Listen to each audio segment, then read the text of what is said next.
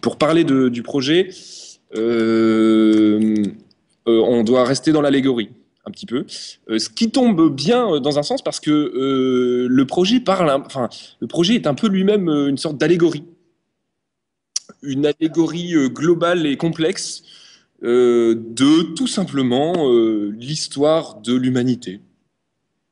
C'était un L'histoire spectacle de sur l'histoire l'humanité du... parce qu'effectivement, on en a marre un petit peu d'adresser des sujets trop larges et donc là, on a voulu être un petit peu spécifique, un petit peu précis quoi, sur le sujet. On a décidé, en fait, ça tient, quelque part, ça tient un peu de l'approche de Bouvard et Pécuchet. On a décidé de s'intéresser à tout, à absolument tout tout ce à quoi il était possible de s'intéresser. Alors, c'est parti un peu d'une volonté d'explorer l'histoire des sciences et des techniques et les rationalisations qui peuvent en exister. Donc, on s'est un peu penché sur ces questions-là, sur comment ça se raconte, ça.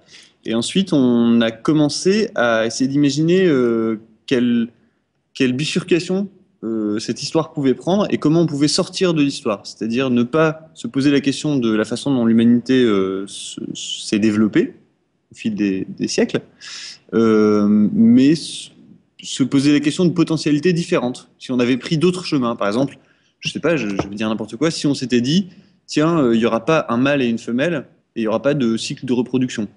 Ou par exemple, et tiens, s'il n'y avait pas la gravité, ou tiens, mettons qu'on n'ait pas inventé le langage en premier, mais qu'on ait inventé d'abord, je sais pas, je veux dire n'importe quoi, l'imprimante. Voilà.